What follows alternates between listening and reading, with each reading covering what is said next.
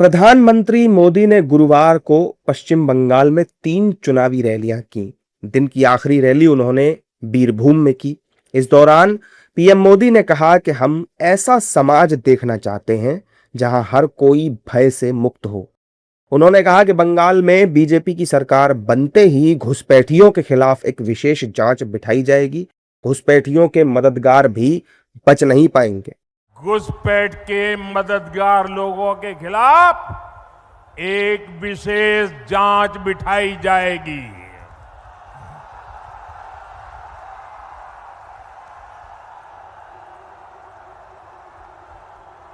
ये मेरी गारंटी है आपको।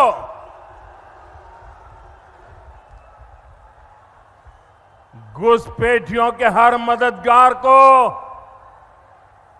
चाहे वो कितना ही ताकतवर क्यों न हो, उसकी पहचान की जाएगी।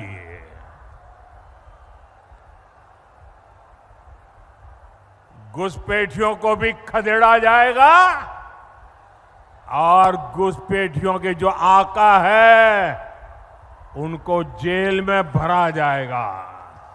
उन्होंने कहा कि आपने टीएमसी पर विश्वास किया था, लेकिन टीएमसी ने बंगाल में बर्बरता की सारी हदें पार कर दी हैं।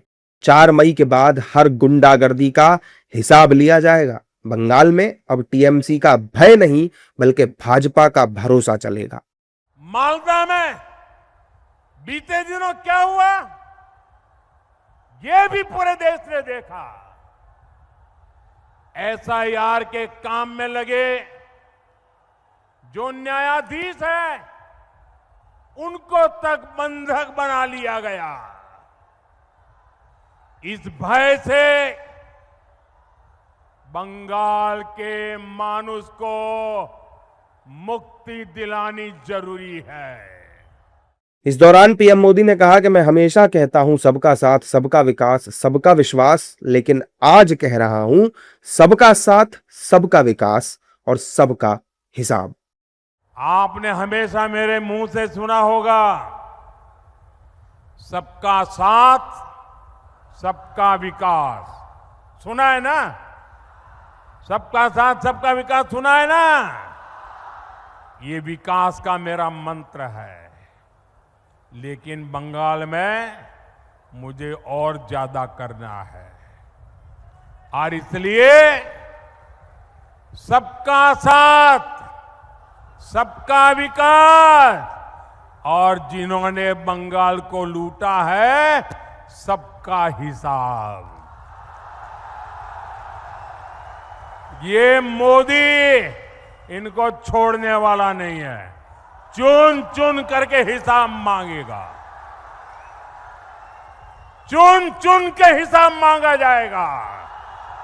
बीरभूम से पहले पीएम मोदी ने आसनसोल में भी रैली की थी और उससे पहले हल्दिया भी वो पहुंचे थे। अब सवाल ये है कि क्या पश्चिम बंगाल में पीएम मोदी की ये मेहनत रंग लाएगी? क्या बंगाल के चुनावी खेल में कमल खिल पाएगा?